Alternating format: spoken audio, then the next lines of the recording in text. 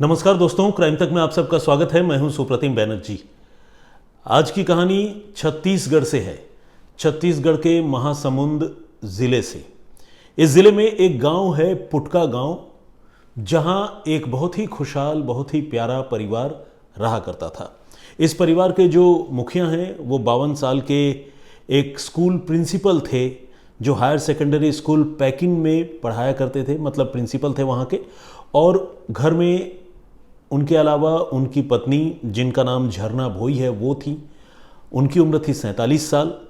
और प्रभात जी के बुजुर्ग माता जी सुलोचना भोई, 75 साल जिनकी उम्र थी, वो भी रहती थी परिवार में, परिवार का मेंबर थी। और साथ में थे प्रभात और झरना के 2 जवान बेटे। बड़े बेटे की उम्र तकरीबन 24 साल के आसपास की थी, और छोटा बेटा भी बमुश्किल 1-2 साल छोटा रहा होगा। वो छोटा बेटा जो है वो रायपुर में रहकर मेडिकल की तैयारी कर रहा था, मेडिकल की पढ़ाई कर रहा था। और जो बड़ा बेटा है वो वहीं रहता था अपने माता पिता के साथ पुटका गांव में। तो कुल मिलाकर ये छोटा सा कुनबा इनका था, और बहुत खुशहाल परिवार, बहुत ही खुशहाल कुनबा था। 12 मई को, इसी साल की बात है, 12 में 12 मई को जो बड़ा बेटा है उदित, जो अपने माता पिता के साथ रहता था, उसने लोकल पुलिस स्टेशन में एक रिपोर्ट लिखवाई। और उसने ये बताया कि उसके माता पिता और दादी ये तीनों इलाज के लिए गए थे रायपुर, और रायपुर से भी उनसे लगातार उसकी बातचीत हो रही थी। लेकिन फिर बाद में उनकी बातचीत जो है वो बंद हो गई, फ़ोन उनका स्विच ऑफ हो गया। और अब जो है वो लगातार अपने माता पिता से संपर्क करने की कोशिश कर रहा है, दादी से संपर्क करने की कोशिश कर रहा है, लेकिन उनका कोई पता नहीं चल पा रहा है। तो प्लीज़ गुमशुदगी की रिपोर्ट लिखी जाए। एक रिपोर्ट उसने दर्ज करवाई, पुलिस में लिखकर तहरीर दी, पुलिस ने रिपोर्ट दर्ज की। 3 लोगों की गुमशुदगी का मामला था, तो जाहिर है मामला गंभीर था। अभी पुलिस इस मामले की जाँच कर ही रही थी, और लगातार इधर उधर पुलिस दरियाफ्त कर रही थी, लोगों से पूछ रही थी कि कहाँ जा सकते हैं, परिवार में और कौन कौन लोग हैं, क्या है, कोई दोस्ती, कोई दुश्मनी, गुमशुदगी के पीछे का कोई वजह। इन तमाम चीज़ों को, तमाम पॉइंट्स को पुलिस अभी एक्सप्लोर कर रही थी, महासमुंद की पुलिस।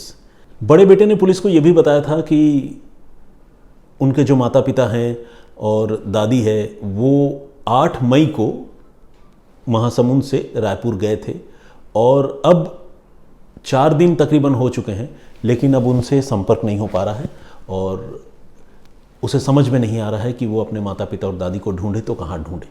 तो जाहिर है, जैसा कि मैंने आपको बताया, पुलिस भी इस मामले की तफ्तीश में लगी। लेकिन इससे पहले कि पुलिस कोई तरीका पता कर पाती, पुलिस इस मामले में कोई जानकारी जुटा पाती, तब तक इस मामले में एक बहुत बड़ा ट्विस्ट आया। रिपोर्ट लिखवाने के बमुश्किल 4 से 5 दिन गुजरे थे कि ये जो उदित है, लड़का जिसने रिपोर्ट लिखवाई थी, उसके छोटे भाई ने पुलिस को फ़ोन किया। और इस लड़के ने जब पुलिस को फ़ोन किया तो वो बेतहाशा रो रहा था, बुरी तरह घबराया हुआ था। और उसने फ़ोन करके कहा कि इंस्पेक्टर साहब, आप जल्दी चले आइए, गज़ब हो गया है। पुलिस वालों ने पूछा कि भाई क्या बात है, कहाँ से फ़ोन कर रहे हो, क्या गज़ब हो गया? तो उसने कहा कि मेरे माता पिता की हत्या कर दी गई है, मुझे लगता है दादी की भी हत्या हो गई है, और यहाँ हर तरफ खून के छींटे हैं, और लाश भी जला दी गई है, आप प्लीज़ चले आइए, ये सब कुछ बहुत ही भयानक, बहुत ही हॉरिबल है, प्लीज़ आप आइए। तो इस तरह, जिसे कहते हैं ना, बहुत ही अर्जेंसी के साथ और बहुत ही बेसब्री के साथ वो पुलिस वालों को लगातार रोते रोते बुला रहा था। और जब पुलिस की टीम को ये बात समझ में आई कि ये फ़ोन करने वाला लड़का कोई और नहीं बल्कि वही गुमशुदगी की रिपोर्ट लिखवाने वाले उदित का छोटा भाई है, यानी प्रभात भोई जो स्कूल प्रिंसिपल हैं, उनका छोटा बेटा, तो पुलिस ने फिर वक्त नहीं गंवाया। पुलिस फ़ौरन उसी पुटका गांव में पहुंची जहां पर उनका परिवार रहा करता था, और वहां जाकर पुलिस ने जो कुछ देखा वो बहुत ही भयानक था, रोंगटे खड़े करने वाला था। ये जो छोटा लड़का है, ये घर में मौजूद था, और इसने पुलिस को बताया कि वो अपने माता पिता को ढूंढता हुआ गांव आया था, क्योंकि अपने बड़े भाई से जब भी उसकी बातचीत हो रही थी तो कोई बहुत सेटिस्फैक्ट्री आंसर, कोई जवाब उसको नहीं मिल पा रहा था। तो जब वो गांव आया तो उसने अपने घर में जो कुछ देखा वो बहुत ही भयानक है, और उसने पुलिस वालों से कहा कि आप भी देखिए कि मैंने क्या देखा है। तो उसने ये देखा और पुलिस को भी दिखाया कि घर में जगह जगह दीवारों पर खून के छींटे थे। हालांकि बहुत सारे खून के छींटों को धोया गया था, जिसके निशान वहाँ पर बाकी रह गए थे। और इसके साथ ही घर के पीछे जो बाड़ी होती है, मतलब जहाँ आप उसको किचन गार्डन कह सकते हैं, ग्रामीण इलाकों में तो हर घर के सामने आंगन और पीछे जो है किचन गार्डन सा होता है, तो उस बाड़ी में उसने देखा कि वहाँ कुछ किसी को जलाए जाने के निशान मौजूद थे। और उस लड़के का कहना है कि जब वो करीब गया तो उस जगह पर उसको मानो हड्डियां जो है वो राख के ढेर में नज़र आई। और ये बात जब उसने पुलिस वालों को बताई तो वाकई पुलिस वाले भी बिल्कुल चौंक गए, और उन्होंने भी उस बाड़ी में जाकर चेक किया तो देखा कि वाकई राख के ढेर में इंसानी हड्डियां मौजूद हैं। पुलिस ने उनमें से कुछ इंसानी हड्डियां जो है कलेक्ट की फॉरेंसिक इन्वेस्टिगेशन के लिए, और जो फॉरेंसिक के सैंपल कलेक्ट करने वाली जो टीम है साइंटिस्ट्स की, एक्सपर्ट्स की, उनको भी पुलिस ने बुलाया, और घर में जो जगह जगह खून के छींटे थे उसके भी कुछ सैंपल पुलिस ने वहाँ से इकट्ठा किए। और इसी के साथ ये जो गुमशुदगी का मामला था वो धीरे धीरे कत्ल के मामले में तब्दील होने लगा था। पुलिस को और ये शक होने लगा था, घर का जो छोटा बेटा है वो तो खैर कह ही रहा था कि ये हड्डियाँ, ये खून के छींटे शायद उसके मम्मी पापा और दादी के हैं, क्योंकि वो लगातार गायब हैं, मिल नहीं रहे। और घर में अगर किसी की लाश जलाई जाती है और घर में अगर किसी की हत्या होती है, खून के छींटे वहाँ होते हैं, तो जाहिर सी बात है घर के लोग ही होंगे, अदरवाइज़ घर के लोग कहाँ गए। तो जो गुमशुदगी का मामला था वो कत्ल के मामले में धीरे धीरे जो है वो तब्दील हो रहा था, लेकिन अभी तक ये इंश्योर नहीं हो पाया था कि ये मामला वाकई कत्ल का है या नहीं, वो हड्डियाँ किसकी हैं, वो खून के छींटे किसके हैं। इत्तेफाक से जब छोटा बेटा घर में मौजूद था और उसने पुलिस को बुलाया था, पुलिस वहाँ जाँच कर रही थी, तब बड़ा बेटा वहाँ नहीं था। अब जब छानबीन आगे बढ़ी तो पुलिस ने सारे सैंपल इकट्ठा किए, और पुलिस को भी लगने लगा कि शायद वो तीनों लोग जिनकी गुमशुदगी की रिपोर्ट लिखवाई गई थी अब वो इस दुनिया से जा चुके हैं, यहाँ नहीं हैं, उनकी हत्या हो चुकी है। तो पुलिस ने वहाँ से जितने सबूत हो सके वो इकट्ठा कर लिए। अब इंतज़ार था बड़े बेटे का, तो थोड़ी कोशिश के बाद महासमुंद की पुलिस ने बड़े बेटे उदित को भी इंटरसेप्ट कर लिया, उसे पकड़ लिया। पुलिस ने जब उससे पूछताछ की तो उसने इधर उधर की बातें बनाई, लेकिन जब पुलिस ने सख्ती की तो उसने मान लिया कि उसके मम्मी पापा और दादी अब इस दुनिया में नहीं हैं, और अकेले उसी ने एक साथ एक ही रात में इन तीनों की हत्या की। और हत्या करने के बाद अगले ही दिन उन तीनों की लाश भी उसने अपने घर के पीछे की बाड़ी में ले जाकर फेंकी और उन्हें जला दिया। ये बहुत भयानक और एक तरह से देखा जाए तो रोंगटे खड़े करने वाला खुलासा था, जिसमें घर का जवान बेटा अपनी मम्मी पापा और दादी की हत्या करने की बात कबूल रहा था। उसने पुलिस को ये बताया कि उसने 7 मई की रात को अपने सो रहे मम्मी पापा के ऊपर हॉकी स्टिक से हमला किया, और जब हॉकी स्टिक के घातक वार से उनकी मौत हो गई तो फिर उसने अपने दादी को हिट किया, दादी की भी हत्या की, और इस तरह से तीनों की हत्या करने के बाद उनकी लाश को ले जाकर घर के पिछले हिस्से में डाला, और सैनिटाइज़र घर में मौजूद था, उन सैनिटाइज़र से उसने लाश को आग लगा दी, और फिर वो रात भर इंतज़ार करता रहा कि वो लाशें जलकर खाक हो जाए। इत्तेफाक देखिए कि आस पड़ोस के लोगों की भी नज़र जो है वहाँ 3-3 लाशें जलाई गई, लेकिन इस पर नहीं पड़ी। शायद जो घर थे वो बहुत क्लोज़ या सटे हुए नहीं रहे होंगे, जिसकी वजह से ऐसा हुआ, और किसी को इस घटना के बारे में उस वक्त तो कोई जानकारी नहीं मिली।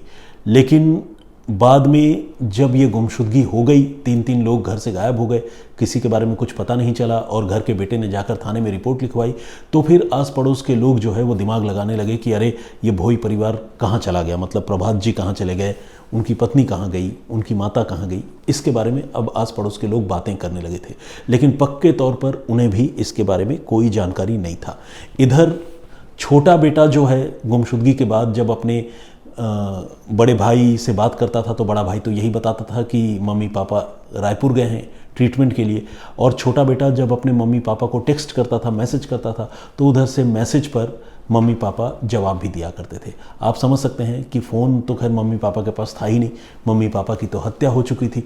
तो जो बड़ा बेटा है वही पापा बनकर या मम्मी बनकर अपने छोटे भाई को टेक्स्ट पर जवाब दिया करता था और बताता था कि वो अभी रायपुर में है, ठीक है, इलाज कराने के लिए आए हैं, वगैरह वगैरह। तो इस तरह से वो एक झूठ का जाल बुन रहा था, लेकिन उस जाल में वो खुद ही फंसा और फाइनली पकड़ा गया। अब सबसे बड़ा सवाल ये है कि आखिर उसके छोटे भाई को अपने बड़े भाई पर शक कैसे हुआ और बड़े भाई ने ये तीन विभत्स हत्याएं क्यों की, ये जानना सबसे ज़्यादा ज़रूरी था।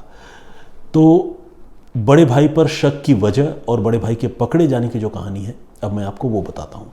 बेसिकली ये जो उदित नाम का लड़का है, बड़ा बेटा, ये रुपए पैसों के मामले में इसकी बड़ी बुरी आदतें थी। ये खुद तो बेरोज़गार था, रुपए नहीं कमाता था, कहीं मेहनत मजदूरी भी नहीं करता था, लेकिन अपने पिता से इसको बड़ी शिकायतें थी कि पिता पैसे नहीं दे रहे हैं। और वो जिस तरह से शाह खर्ची करना चाहता था, स्कूल प्रिंसिपल पिता जो है उन चीज़ों के लिए राज़ी नहीं होते थे। तो पिता के साथ रुपए पैसों को लेकर और इसकी बुरी आदतों को लेकर अक्सर उदित की अपने पिता प्रभात भोई से अनबन रहा करती थी, कहासुनी भी हुआ करती थी। और ये लड़का जो है वो ये चाहता था, वो सोचता था कि अगर मेरे पिता की आकस्मिक तरीके से मृत्यु हो जाती है तो फिर उनके ही स्कूल में मुझे अनुकंपा के आधार पर एक नौकरी मिल जाएगी, दया की बिना पर, दया की बदौलत, रहम की बदौलत मुझे एक नौकरी मिल जाएगी और मेरी लाइफ सेट हो जाएगी। तो उसके दिमाग में ये भी जो है एक सोच थी, लेकिन ये निहायत ही घटिया और गंदी सोच मैं कहूँगा, जिसने अपने माँ बाप के बारे में ही नहीं सोचा और अपनी ज़िंदगी और अपनी नौकरी के लिए अपने माँ बाप की मौत के बारे में सोच लिया। तो ऐसी औलाद के बारे में और क्या कहा जा सकता है। तो ये जो उदित नाम का लड़का था, ये सोचता था कि अगर पिता की मौत हो जाती है तो नौकरी मिलेगी, और इसी सोच को अमल में लाते हुए उसने अपने पिता, माँ और दादी की हत्या कर दी। और जैसा कि मैंने आपको बताया कि रिश्ते अपने मम्मी पापा से उसके रुपए पैसों को लेकर अच्छे नहीं थे और उसकी आदतें अच्छी नहीं थी, ये भी सारे लोग जानते थे। अब रही इसके पकड़े जाने की बात, तो ये ऐसा बेवकूफ़ था जिसने अपनी माँ बाप की तो हत्या की ही, लेकिन हत्या करने के फ़ौरन बाद जो भी पैसे इसको अपने परिवार से मिले, अपने माँ बाप के जो भी पैसे अवेलेबल थे, उन पैसों से ये फिर से जो है शाह खर्ची में जुट गया। इसने अपने माँ बाप की जो गुमशुदगी हुई, मोहल्ले वालों की नज़र में तो वो गुमशुदा थे, गायब थे, उनकी गुमशुदगी के फ़ौरन बाद इसने ताबड़तोड़ शॉपिंग करने की शुरुआत कर दी। इसने पलंग खरीदा, एसी खरीदी, अलमारी खरीदी और घर के लिए और भी ढेर सारी चीज़ें खरीदी। उन चीज़ों का इंतज़ाम किया जिससे ऐशो आराम की ज़िंदगी गुजारी जा सके। माँ बाप गायब हैं, दादी गायब हैं। ऐसे हालात में एक बेटा या परिवार का एक लड़का कितना परेशान हो सकता है, उसकी कल्पना भी नहीं की जा सकती। और यहाँ ये एक ऐसा बेटा था जो ताबड़तोड़ शॉपिंग कर रहा था, घर में सामान आ रहा था, कभी रिक्शे से, कभी टेम्पो से। तो आस पड़ोस के लोग ये सारी चीज़ें देखकर बहुत हैरान हो रहे थे और उन्होंने इसके बारे में फिर उस उदित के छोटे भाई को जानकारी दी, जो रायपुर में रहकर पढ़ाई करता है। और जब उसके छोटे भाई को ये बात बताई गई तो छोटे भाई को लगा कि शायद बड़े भाई ने कोई गड़बड़ी की है, और इसी के बाद वो अपने माँ बाप को ढूंढता हुआ, दादी को ढूंढता हुआ गांव पहुंचा, पुटका गांव महासमुंद में। और तब जाकर इस कहानी का, इस राज का खुलासा हुआ। और इस तरह फाइनली पुलिस ने जो है इस ट्रिपल मर्डर के मामले को सुलझा लिया, जिसमें एक कपूत, एक नालायक बेटे ने अपने मम्मी पापा और दादी की हत्या कर दी, महज चंद रुपयों के लिए और एक अदद नौकरी के लिए। तो आज की कहानी यहीं तक। इस कहानी पर आपकी राय, आपकी सोच क्या है, प्लीज़ हमें कमेंट करके ज़रूर बताइएगा। और ये भी बताइएगा कि एक ही माँ के कोख से पैदा होने वाले दो बच्चे कितने अलग होते हैं, और ये कोई इकलौता मामला नहीं है, अनगिनत ऐसे मामले सामने आते हैं। ये भी एक सोचने समझने और देखने की बात होती है। इसमें देखिए कि एक बेटा जो है कितना नालायक था, और दूसरा बेटा अमित, जिसने इस मामले के खुलासे में एक अहम भूमिका निभाई, वो कितना जिम्मेदार लड़का था, जिसने अपने माँ बाप के कातिलों के तौर पर अपने बड़े भाई को ढूंढ निकाला। तो आज की कहानी यहीं तक। जो मैंने कल आप लोगों को कहानी सुनाई थी, जिसमें मैंने आपको बताया था कि किस तरह से 2 करोड़ के बीमा के लिए, 2 करोड़ के इंश्योरेंस क्लेम के लिए एक महिला की हत्या हुई जयपुर में, उस कहानी पर आप लोगों ने जो कमेंट्स किए हैं, आइए उनमें से कुछ लोगों के नाम और कुछ कमेंट्स पढ़ता हूँ। मनीष कुमार मांडवी जी का कमेंट है, बहुत बहुत स्वागत आपका। ये जोहार कहते हैं तो जाहिर है झारखंड से हैं। शंकर लाल बिश्नोई जी, बहुत स्वागत आपका, ये भी रेगुलर कमेंट करते हैं। राणा सर हैं और इनका नाम है मैं CR राणा फ्रॉम चंडीगढ़। काफ़ी टाइम से क्राइम तक फैमिली से जुड़ी हूँ और शम सर की तरह अब आपकी स्टोरी का भी इंतज़ार रहता है। Thank you very much Supratim, आपकी टीम के थ्रू हमें देश के अलग अलग जगह में हुए क्राइम की जानकारी मिलती है।